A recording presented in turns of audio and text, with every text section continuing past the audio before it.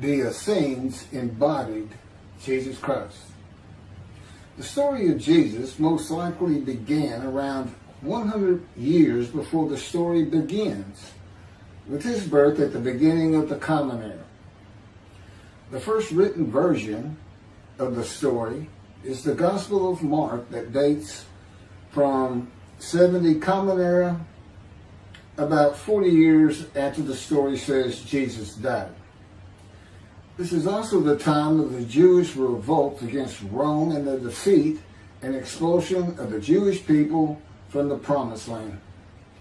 The knowledge of the Hebrew Bible in a time of illiteracy indicates that the Gospel of Mark was written by rabbis, or very learned men in Judaism. Men who decided they needed to write down this story that had been circulating by word of mouth and storytelling for as many as 170 years, beginning with the founder of the Judaism sect of the Essenes, the prolific writers of the Dead Sea Scrolls, to make money. Their temple, homes, and country were gone, and it was desperate times for the Jewish people. The name of the founder of the Essenes was with a capital T, the teacher of righteousness. That was his name, the teacher of righteousness. Meaning he was believed to be the man described in Isaiah 53 who makes the many righteous. The man Jesus claimed to be. According to the oral story that most likely began 100 years before the Common Era, BCE, with this man called the teacher of righteousness, who established a sect of Judaism known as the Essenes. This teacher of righteousness who fought with a wicked priest. All this information is in the Dead Sea Scrolls. Fought with a wicked priest. Did not like the way the temple was being run.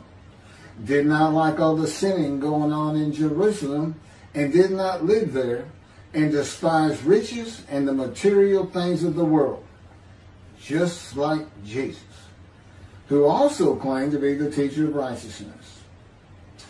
The oral storytellers, who were diverse and from different backgrounds, ethnicity, and ability, captured the imagination of the crowds with their oral skills and would earn their livelihood from donation of money and goods in the age of antiquity. Few could read in a world where literacy was restricted to just a few, and this did not begin to change until the Middle Ages. While the earliest forms of written communication date back to about 3,500 to 3,000 BCE, literacy remained for centuries a very restricted ability closely associated with the exercise of power. Schools in ancient Israel, if any existed, served only the sons of the rich and the religious elite. Storytellers in general would be very learned men, captivating the imagination of the crowds at the gates and the meeting places of Jerusalem, with tales that people of a harsh and brutal time wanted to believe in. A time when medical treatment was primitive and life expectancy was 30 to 35 years, averaging those who died at birth to those who died with long life into their 70s and beyond. A time when people believed in mythical gods and gods who were men and making sacrifices to gods for favor and for safety, healing, long life, crops, and fertility. The Dead Sea Scrolls are generally thought to have been produced by the Essenes No one really doubts it anymore. And the Essenes are a group that protested the way the temple was being run. Many of the Essenes went to the cliffs and the caves east of Jerusalem by the Dead Sea, known as Qumran, to prepare the way of the Lord, following the commands of the prophet Isaiah. Today, in this day, the day of the Lord, because the land burns again, the Jewish people have returned, and Jerusalem and the ruined cities have been rebuilt, Elijah clears the way for the Lord. They went to Qumran to get away from the sinning of the people of Jerusalem and the ways of the religious elite at the temple, which would have been Pharisees and Sadducees. The Essenes are never mentioned. They're never mentioned in the New Testament. Now, they are prolific writers. And they had their own gate. They had their own gate throughout the life of Jesus and for 40 more years until Jerusalem was destroyed. And that in 70 Common Era, when everything was being destroyed, that's when they put those scrolls deep into pottery, big pottery, and buried them. That's what kept them from disintegrating into dust. And if you ever look it up, I mean, when I say prolific, there must have been many people, they were copyists. But they also did, well, I'm going to get to it. They made commentary on the scrolls. One of the first leaders of the Qumran community, again, was the teacher of righteousness, identified in the Damascus document and the Habakkuk Pesher. A Pesher is a type of commentary in Hebrew. In the Pesher literature, the teacher of righteousness is presented as a founding figure who directly clashed with an opponent called the wicked priest. Of course, we all know what Jesus went through with the religious elite, Sadducees, Pharisees, and the high priest. This was the wicked priest in his day, 100 years before the birth of Jesus. The man described in Isaiah 53 is often referred to the teacher because of verse 11, where God says, verse 11 of chapter 53 of Isaiah, where God says, "My righteous servant makes the many righteous." The teacher of righteousness and his followers left a library of information on his teachings, himself, and Scripture, and would seem to be the first of many men to claim or to be claimed by others that the man described in Isaiah 53. Jesus is not even the last. No, he's not. But, I mean, he's not even the last. The Hebrew noun pesher is found in the Hebrew of the Qumran scrolls in the sense of meaning, explanation, interpretation. It is similar to a midrash in the Talmud. Various biblical texts were deemed prophetic and were subjected to pesher interpretation even when appearing in non-prophetic literary context. The copy of the pesher of Isaiah dates to the beginning of the 1st century Common Era. The pesher of Habakkuk attributes this technique to the founder of the community, the teacher of righteousness. In other words, this pesher is written during Jesus' life. And they had their own gate, the gate of the Essenes. The Qumran sect, like the broader Jewish movement from which it sprang, took a critical view of the established orthodoxy of its time, believing Israel to be under divine judgment, regarding itself as the true remnant of Israel and awaiting its imminent vindication. At the, quote, end of days. At the end of days, evil would cease, the wicked would be destroyed, and the righteous would live under a divine blessing. This is not unlike the teachings in Judaism today of a redemption, restoration, and exaltation of the Jewish people by the world of Gentiles, the nations, with peace throughout the world when the Anointed One comes. The Anointed One means Messianic. The New Testament would say Messiah, that it just means anointed to do a task for God. And that would be from chapter 11, verses 1 and 2 of Isaiah. And the man is described in Isaiah 53 according to the sages and rabbis of the time. He was known as the leper scholar. And that's because it's a man suffering familiar with disease, sickness that will bring you to grief and be exposed to death. Today we would say cancer. And he makes the many righteous by his knowledge. That's in Isaiah 53. By his knowledge, not by his death, not by his crucifixion. Nobody dies. Exposure to death is not death. Jesus died. He was never exposed to death. He didn't get near it, that it did not happen.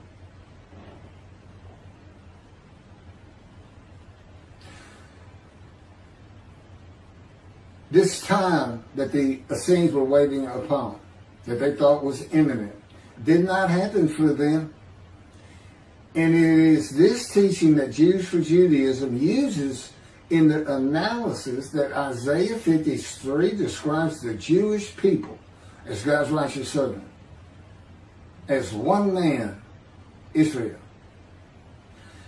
The persecution of the Essenes and their leader, the teacher of righteousness, probably elicited the sect's apocalyptic visions. These included the overthrow of the wicked priests. Jesus pointed an accusing finger at the high priest and told him, "You shall see me return." Oh, it sounds threatening to me. The wicked priests of Jerusalem and of the evil people, and in the dawn of the Messianic age, the recognition of their community as the true Israel. Josephus describes this sect, the Essenes. This is a man living at the time. People wrote back then, but you can't find anything written by Jesus or about Jesus until after the destruction of the temple. He describes this sect, the Essenes, as one of the main three philosophical sects among the Jews, with a very detailed description. Excerpts from his book, Wars 2, chapter 8, include, this is in quotes, the third sect, which pretends to a severe discipline. These men are despisers of riches, and so very communicative as raises our admiration. And as for their piety towards God, it is very extraordinary. You would think that Jesus would have been in this thing. He fit right in. But again, we never hear a single word about these prolific writers. The other two philosophical sects were the Pharisees and the Sadducees. In the New Testament, the Essenes are never mentioned, as I said. All the stories of Jesus and his clashes with the religious elite of Jerusalem in the New Testament are with the Pharisees and the Sadducees. According to this same Josephus, the name of the gate in the southern wall of Jerusalem at Mount Zion was called the Essenes Gate. Everything about the Essenes says Jesus would have been one.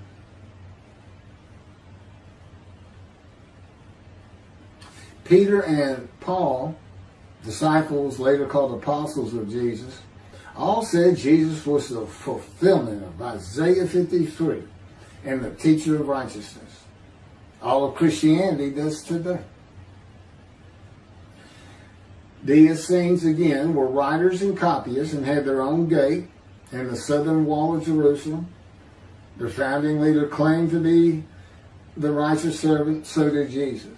It is impossible to believe that the Essenes had not heard of Jesus. It is impossible to believe they would not have gone to Jesus to question him and verify the stories around him and his claim of being God's righteous servant and right about him. Because they believed that their founder was the Moshiach and that the end times were coming. Moshiach, anointed one, described in Isaiah 53. They were great followers of the things Isaiah had to say, and there's a picture written on it during the life of Jesus. It's impossible to believe it.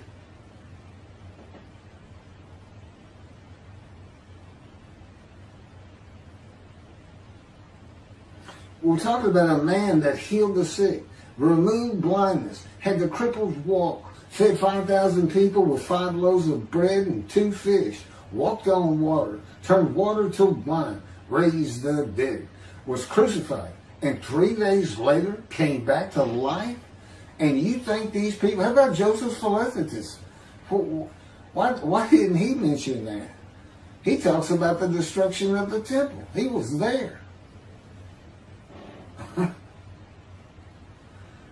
The Essenes were present in and around Jerusalem for 100 years before the birth of Jesus and another 40 or so years after his death at the age of 30 in the first written story of him and his life in 70 Common Era. There is not one word written by the Essenes of Jesus. There is no account in the New Testament of Jesus and an Essene. There are no writings or even a mention of him by a single person or group that was part of his generation while he was alive. There are no writings by Jesus. And prophets of God, men of God, servants of God had been writing for him throughout the biblical times until he stopped talking to his prophets. The Hebrew Bible ended. The last prophet he spoke to, Malachi. Malachi chapter 3, the last chapter of the prophets,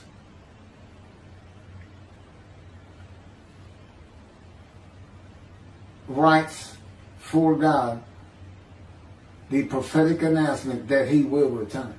He's going to come back. Now, I've already talked about the 5 prophecies of Jesus of when he will return, and every single one of them was false. He didn't return, and his generation sums it up. Those who pierced him with the spear on the cross, he says in the Revelation on the first page, verse 7, those who pierced me with the spear shall see me return. I'm coming back quickly.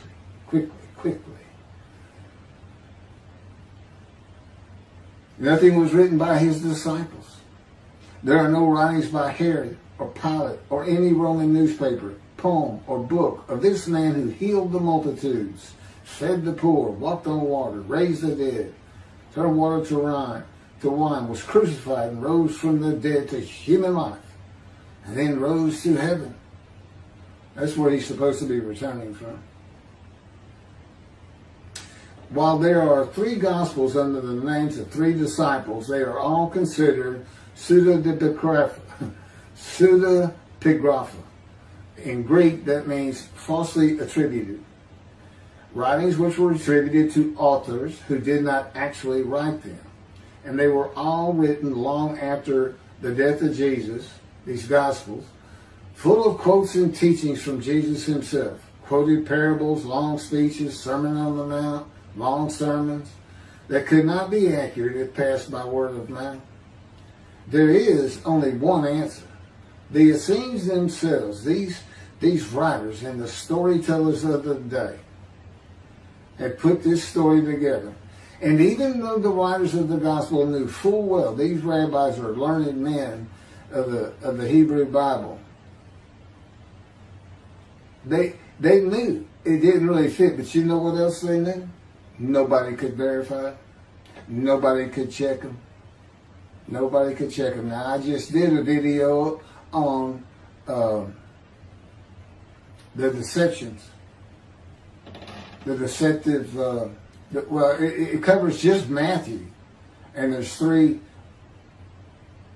different stories of him and deceits in every one of them that you can go look up now. You can verify these things that I'm saying. I'm quoting them. I give the chapters, the books they come from. You can see Jesus changed Zechariah, verses 9 and 10, the verses, from riding in Essenes in Jerusalem and being crucified, as Jesus said all the prophets said of him, to what the prophet actually said. You can go look at it. He said he's going to go and defeat Rome, defeat the enemy in Rome, which in Jesus' time, in Jerusalem, and be king of the world, which at the time would have been the nations of the Middle East. And he would tell them all to surrender. That's actually, that's part of the verse itself, verse 10. And he would defeat the enemy and have the nations surrender and be king from sea to sea, lands into ocean. I mean, you can't get more deceitful than that. You can't lie greater than that. You're manipulating Scripture, God's holy word, manipulating it, deleting a verse 10, telling your disciples, tell everybody these things. That's why he's telling them. Tell everybody these things. I'm going in. They're going to kill me. Okay. That's what the prophets say.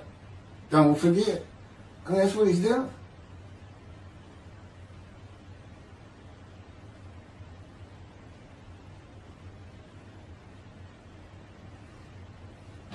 Jesus is a myth.